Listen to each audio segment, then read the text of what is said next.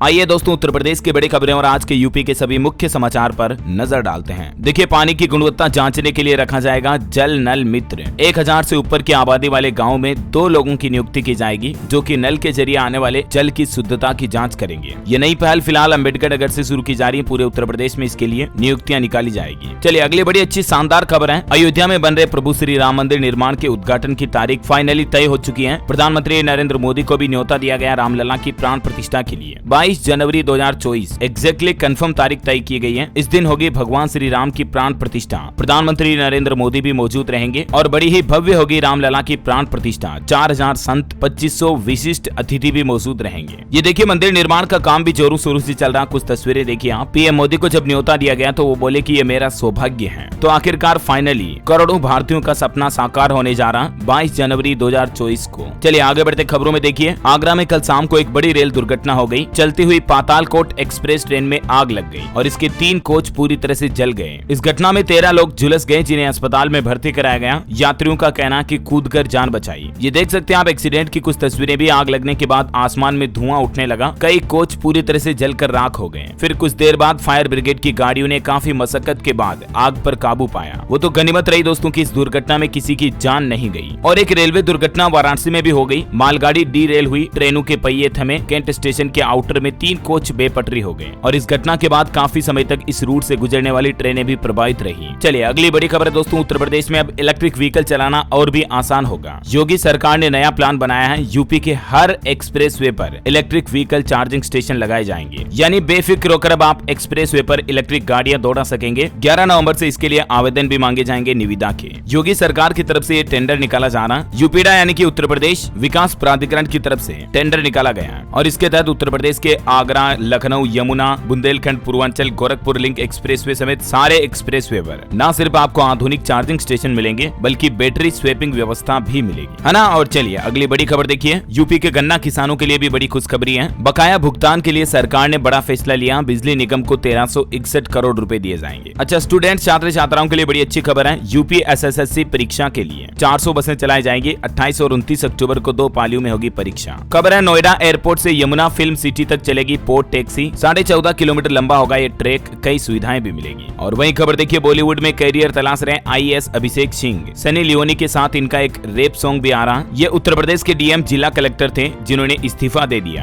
अब ये बॉलीवुड में करियर बना रहे हैं। अभिषेक सिंह इनका नाम है और इससे पहले 2015 में ये दिल्ली सरकार में भी कार्यरत थे, बड़े अधिकारी पोस्ट पर। जल्दी आपको अभिषेक सिंह के बॉलीवुड में कई सारे सॉन्ग्स, म्यूजिक वगैरह देखने मिलेंगे। चलिए दोस्तों, खबर है प्रधानमंत्री नरेंद्र मोदी का चित्रकूट दौरा तय हुआ। 27 तारीख को ये चित्रकूट आएंगे। हवाई सर्वेक्षण के जरिए सुरक्षा व्यवस्थाएं देखी जा रही है। एसपीजी ने खुद संभाली कमान सुरक्षा व्यवस्थाओं की। 5 हेलीपैड भी बनाए गए। और वही खबर है कि एक और रेलवे स्टेशन का नाम बदल सकता है उत्तर प्रदेश में। स्मृति ईरानी ने मुख्यमंत्री और रेल मंत्री को पत्र लिखा। फुर्सतगंज रेलवे स्टेशन का नाम तपेश्वर नाथ करने की मांग की है। ये लेटर भी आप देख सकते हैं। बड़ी खबर देखिए, कौसाम्बी में यूपी एसटीएफ ने 5364 बोतल हरियाणा निर्मित शराब की पकड़ी जो अवैध रूप से ले जाई जा रही थी। नेशनल हाईवे पर कंटेनर रोककर ये पकड़ी गई। 32 लाख रुपए इसकी कीमत आंकी गई है। और खबर है दोस्तों, झांसी से मां दुर्गा की मूर्ति विसर्जन के दौरान डीजे वाले की लापरवाही के चलते लोगों की जान जाती जाती बच गई। मूर्ति विसर्जन में डीजे गाड़ी ने भक्तों को कुचल दिया। बैक गियर लगाने से 12 लोगों पर गाड़ी चढ़ गई। ड्राइवर पर मुकदमा भी दर्ज हुआ। हालांकि गनीमत रही कि किसी की जान नहीं गई, कुछ लोग घायल जरूर हो गए। और वही खबर है, काशी बना अयोध्या। राम लक्ष्मण ने दौड़कर भरत शत्रुघ्न को गले लगाया। पीएम मोदी ने तस्वीर शेयर की। 100 मीटर के दायरे में 1 लाख दर्शक थे। ये रामलीला का आयोजन हुआ वाराणसी में, है ना। और खबर है, लखनऊ पहुंची टीम इंडिया। 29 अक्टूबर को इकाना स्टेडियम में इंग्लैंड से होगा मुकाबला। कोहली के लिए लोगों में दीवानगी भी दिखी। वहीं गोरखपुर में मनाया जाएगा जीरो वेस्ट त्योहार। नगर निगम के कर्मचारी लोगों को जागरूक करेंगे। पूजा स्थलों पर लग रहे हैं पोस्टर और डस्टबिन भी। अलीगढ़ में स्थायीकरण के लिए एएमयू कर्मचारियों ने किया प्रदर्शन। रजिस्ट्रार और वीसी के नाम ज्ञापन दिया। पिछले महीने खत्म हो चुकी है कर्मचारियों की संविदा। बड़ी खबर है, फ्रेंड रिक्वेस्ट आए तो हो जाएं सावधान। आजकल उत्तर प्रदेश में एक नए तरीके का साइबर ठगी का मामला सामने आ रहा है। फेसबुक पर अगर आपको ऐसे व्यक्ति की फ्रेंड रिक्वेस्ट आती जो पहले से आपकी फ्रेंड लिस्ट में है तो सावधान हो जाइए, क्योंकि ये साइबर फ्रॉड का खतरे का संकेत है। साइबर अपराधी बिल्कुल आप जैसी दिखने वाली डुप्लीकेट आईडी तैयार कर उन्हीं के जान पहचान वाले परिचित परिवार वाले लोगों के साथ ठगी करते हैं। तो आप भी सावधान रहें। आजकल एआई से लोगों की हुबहू आवाज निकाल कर भी ठगी की जा रही है। इन कुछ बातों का जरूर ध्यान रखें, है ना। चलिए खबर है, हाथरस में हुआ वार्षिक उत्सव और कवि सम्मेलन का आयोजन। समाज सेवियों और कवियों को किया गया सम्मानित। मनोज नागर को मिला पंडित गया प्रसाद स्मृति सम्मान भी। गोरखपुर में मुख्यमंत्री योगी आदित्यनाथ बोले अब स्मार्ट होंगे होंगे उत्तर प्रदेश के छात्र। जल्द ही छात्रों और शिक्षकों को भी लैपटॉप और टैबलेट वितरित किए जाएंगे। और वहीं मुख्यमंत्री योगी आदित्यनाथ ने गोरखपुर में लोगों की जन समस्याएं भी सुनी। बोले अवैध कब्जा करने वाले किसी भी सूरत में बख्शे नहीं जाएंगे, अधिकारी पीड़ितों के साथ संवेदनशील व्यवहार करें। सीएम ने कहा गोरखपुर स्वास्थ्य का नया हब बन चुका है, 6 साल में बदल गई बीआरडी मेडिकल कॉलेज की तस्वीर। और वहीं गोरखपुर के स्कूलों में स्मार्ट क्लासरूम का शुभारंभ करते हुए सीएम योगी ने कहा देश को नई बुलंदियों तक पहुंचा सकते हैं शिक्षक, आत्म अनुशासन का भाव पैदा करती है शिक्षा। अच्छा दोस्तों, अभी तो अपन कुछ और महत्वपूर्ण और काम की खबरें देखेंगे। योगी सरकार की तरफ से कुछ बड़े ऐलान, नई योजनाओं के बारे में मैं आपको बताऊंगा, लेकिन वीडियो में आगे बढ़े इससे पहले आपसे एक छोटी सी गुजारिश है। अगर आपने डेली यूपी न्यूज चैनल को अभी तक भी सब्सक्राइब नहीं कर रखा तो सब्सक्राइब करके बेल आइकन दबा दो और इस वीडियो पर एक छोटा सा प्यार भरा लाइक भी कर दीजिएगा। चलिए आगे बढ़ते खबरों में। देखिए उत्तर प्रदेश सरकार द्वारा हाल ही में 550 करोड़ रुपए की बायोगैस बायोडीजल परियोजनाओं को मंजूरी दी गई यूपी में। खबर देखिए बागपत जिले की यह घटना है। मालिक पाकिस्तान में रहता है और बागपत में बिक गई 80 करोड़ की जमीन। 21 लोगों को नोटिस भेजा गया। लखनऊ में इस मामले में कोर्ट में केस में आज पेशी भी है। सीएम योगी आदित्यनाथ ने अफसरों की क्लास लेते हुए कहा हर फरियादी को समाधान की डेट बताएं और तय तारीख से पहले उनकी समस्या हल करें। और वहीं खबर है कानपुर के महर्षि वाल्मीकि आश्रम समेत 3 बड़े मंदिरों का कायाकल्प करेगी योगी सरकार, 4 महीने में पूरा होगा काम। खुले में शौच से मुक्त होगा महाकुंभ क्षेत्र। प्रयागराज में 1.5 लाख शौचालयों की व्यवस्था करेगी योगी सरकार। 11,000 कर्मचारी संभालेंगे जिम्मेदारी। बड़ी खबर है उत्तर प्रदेश के गाँव में जमीन का विवाद खत्म करने की कवायद करौनी देने के लिए योगी सरकार ने मैपिंग भी शुरू की।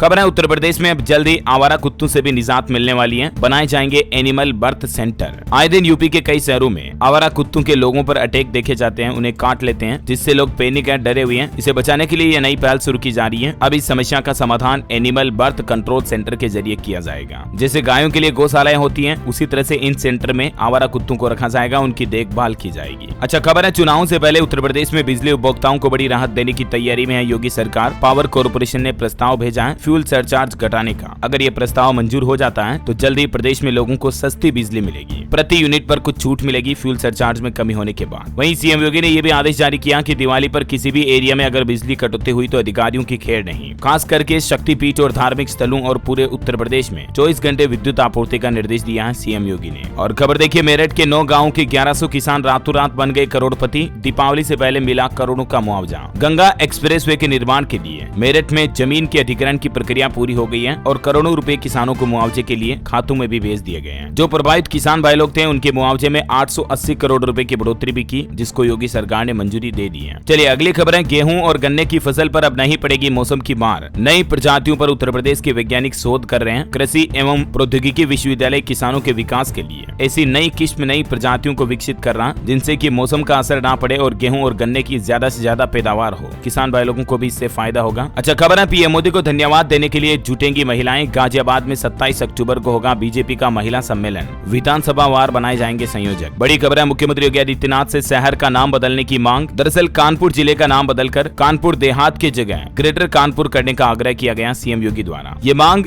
Merchant chamber of commerce Uttar Pradesh के अध्यक्ष अभिषेक सिंघानिया ने की है। और वही खबर है उत्तर प्रदेश में जातीय जनगणना कराने के लिए कांग्रेस 1 से 30 नवंबर तक सम्मेलन करेगी। इसकी शुरुआत 31 अक्टूबर को लखनऊ से होगी। अच्छा वही खबर देखिए योगी आदित्यनाथ के हमशक्ल ने भी भरा नामांकन। ये मध्य प्रदेश पृथ्वीपुर सीट से निर्दलीय चुनाव लड़ेंगे। बोले कि प्रदेश में भ्रष्टाचार फैला हुआ है, यानी एमपी में भी योगी लड़ेंगे विधानसभा चुनाव और इस सीट से होंगे निर्दलीय उम्मीदवार। लोग कह रहे हैं कि मध्य प्रदेश विधानसभा चुनाव में भी योगी की एंट्री हो गई है। खबर है कानपुर में जेके मंदिर में 1001 महिलाओं को सिलाई मशीन बांटेंगे मुख्यमंत्री योगी आदित्यनाथ। प्रदेश की माताओं बहनों को स्वावलंबी बनाने के लिए, आत्मनिर्भर बनाने के लिए सीएम योगी का यह नया प्रयास है। मुख्यमंत्री योगी आदित्यनाथ ने प्रदेश के शिक्षकों को भी सलाह दी। कहा सभ्य और समर्थ समाज के लिए शिक्षा को संस्कार युक्त बनाना जरूरी है और इसी पहल के तहत उत्तर प्रदेश में शिक्षकों को प्रशिक्षित करने के लिए 10 दिसंबर तक विशेष अभियान भी चलाया जाएगा, जहां टीचर्स अपना अनुभव भी शेयर करेंगे। वहीं गोरखपुर में सीएम योगी ने आईसीटी लैब का लोकार्पण किया। कहा संस्कार युक्त शिक्षा से ही सशक्त व समर्थ होगा राष्ट्र। अच्छा खबर देखिए उत्तर प्रदेश के इस विभाग में खत्म होगी सालों पुरानी परंपरा। कर्मचारियों की छुट्टी का नियम बदल चुका है। उत्तर प्रदेश के लोक निर्माण विभाग में अब कर्मचारियों और अधिकारियों को ऑनलाइन आवेदन करने पर ही अवकाश मिलेगा। कागज की लिखी हुई एप्लीकेशन नहीं चलेगी, बाकायदा ऑनलाइन मोबाइल ऐप पर अवकाश के लिए अप्लाई करना होगा। अच्छा डेंगू पर कुछ अपडेट है दोस्तों। उत्तर प्रदेश में डेंगू के 16,519 केस हो चुके हैं टोटल। लखनऊ में सबसे ज्यादा मरीज हैं। एक्सपर्ट बोले कि अगर दोबारा डेंगू शुरू हुआ तो लोगों में मल्टीपल ऑर्गन डैमेज का खतरा बढ़ जाता है। बलिया में भी डेंगू को लेकर स्वास्थ्य विभाग अलर्ट मोड पर। जिला और ब्लॉक स्तर पर कंट्रोल रूम बनाए गए। लोगों की मदद के लिए 24 घंटे उपलब्ध रहेंगे। ये कुछ कंट्रोल रूम के प्रमुख नंबर भी आप देख सकते हैं अलग अलग लोकेशन के। स्वास्थ्य विभाग का कहना है कि डेंगू, मलेरिया, चिकनगुनिया या कोई भी और बीमारी हो, हर घर में लोग हैं बीमारी से परेशान, सीएमओ बोले। स्वास्थ्य विभाग रोकथाम के लिए प्रयासरत है। और देखिए शाहजहांपुर में तो डेंगू की चपेट में पूरा थाना ही आ गया। 7 पुलिसकर्मी डेंगू से बीमार हैं। वायरल बुखार कई लोगों की जान भी ले रहा है। बरेली में भी 2 और डेंगू संदिग्ध लोगों की मौत हुई।